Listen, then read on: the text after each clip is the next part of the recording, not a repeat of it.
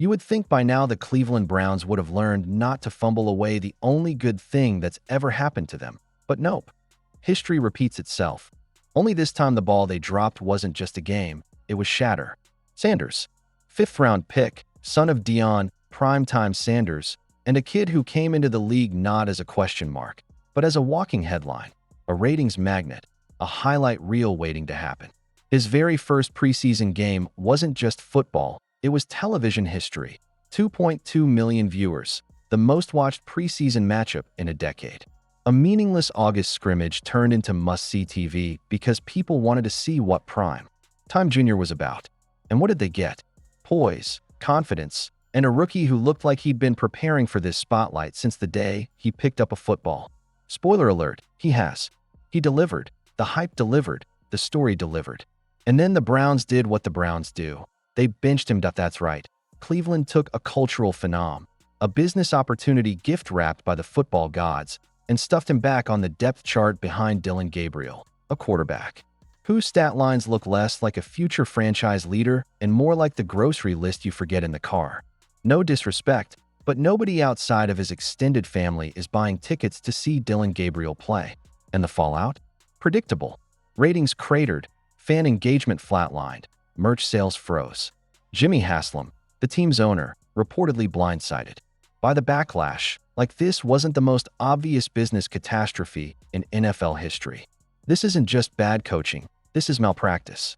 Because let's be real, the NFL in 2025 isn't your dad's league anymore. It's not just about yards and wins. It's about who moves culture, who gets clipped on TikTok, who shows up in sneaker ads, who makes even non-football fans tune in. Shedeur moves the needle like an F5 tornado, and Cleveland's response has been to lock the doors and hide from the storm. Fans feel it. They saw what he could be, they tasted it, and now they're forced to watch him rot on the bench while Dillon Gabriel floats interceptions like helium balloons. You can't sell development to a city that's been starved for hope for decades. You can't tell Cleveland fans to be patient when their patience has been stretched thinner than Gabriel's accuracy. They know Shedeur isn't just another rookie. He's the rare kind who generates buzz beyond the sport. When he flexes his wrist, it trends. When he throws a strike on a post route, there's a TikTok edit before the ball even lands. And what does Cleveland do? They bury him, not just on the depth chart, but in the narrative. They chose control over momentum, politics over potential, pride over common sense. And here's the kicker. Shedeur himself isn't stirring the pot. He's not pulling an Antonio Brown. He's not cryptically subtweeting or throwing shade in pressers. He's doing exactly what a rookie is supposed to: show up, work hard, keep his head down. He's letting the game talk, and the game is screaming. The spotlight isn't something he demands, it's something that follows him everywhere, which makes Cleveland's refusal to embrace him even more baffling. It feels less like football strategy and more like ego preservation.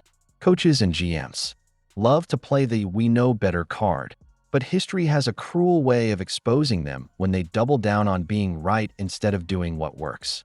And when that happens, they don't just lose games. They lose locker rooms, fan bases, and eventually their jobs. Inside that locker room, players aren't blind. They know who's got juice. Wide receivers run routes cleaner when Shedeur's under center because they trust the ball will get there. Defenders feed off the momentum shift when he huddles the offense. Even if the veterans keep their mouths shut in public, you can bet the whispers are growing louder behind the scenes. Some guys are Team Shedeur. Some are backing the coaches. But almost nobody is truly sold on Gabriel anymore. Not after the misreads, the fumbles, the floaters. That fractures morale, and once it spreads, it's hard to patch back together. Players start thinking about their next team, their next contract. Because they see the writing on the wall. Talent doesn't always get rewarded in Cleveland. Politics does. Meanwhile, rival teams are circling. You think the Rams, Raiders, Patriots, or Falcons aren't watching this unfold. They'd trade a mid-tier pick and a backup guard tomorrow just to unlock what Cleveland is too scared to unleash. You think Nike, who already hitched their wagon to Sanders, isn't side-eyeing the Browns right now, wondering how they managed to turn free publicity into a disappearing act? Shedeur isn't just a player. He's an ecosystem, a full-stack media empire that brings fans, sponsors, and attention. And Cleveland's response is to stash him like a project. That's not development. That's sabotage that let's not pretend the NFL itself doesn't notice. League execs drool over characters, icons, personalities. They've been desperate for someone to fill the post-Brady, post-Rodgers buzz. Mahomes is great, but he's not a cultural wave. Shedeur is. He brings culture, he brings new fans, he brings. And here's the irony. Cleveland is terrified of something they should be embracing. They didn't build Shedeur Sanders, and that scares them. His fame, his money, his endorsements, his name, all of it existed before the Browns ever called his name on draft day. And for an old-school franchise that prides itself on structure, on making rookies earn it, that lack of control is unsettling. But here's the reality. Shedeur has never once shown signs of being difficult. He's disciplined, quiet, a student of the game. He's everything you want in a rookie, plus millions of eyeballs attached. The only problem is that his star shines brighter than the franchise that drafted him. And instead of riding that wave, Cleveland's trying to capsize it. Fans see the sabotage. They're offended, not just disappointed. Offended that after decades of waiting, the most exciting rookie in football is buried behind a quarterback nobody believes in. Offended that the Browns are protecting pride over progress. Offended that the NFL, Cleveland, has a history of fumbling stars, and the cycle is repeating in real time. What happens when the pressure finally breaks? Does Haslam step in? Does Shedeur's camp, his agents, his dad, build around him and reap the rewards? And when that happens, Cleveland will be sitting at home watching highlight reels, wondering how they managed to let the future slip through their fingers again. But here's the twist. It's not too late yet. Cleveland still has the chance to do the right thing, to stop pretending they don't see what everyone else does, to stop prioritizing pride over potential, to stop fumbling away the one quarterback who could actually rewrite their cursed legacy. Shedeur Sanders isn't just ready. He's necessary.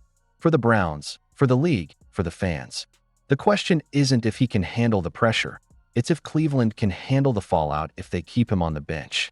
Because if they wait too long, they won't be telling the story of the star they built. They'll be mourning the star they let walk. And when that happens, Cleveland won't just be irrelevant again. They'll be a punchline, remembered not for who they drafted, but for who they benched.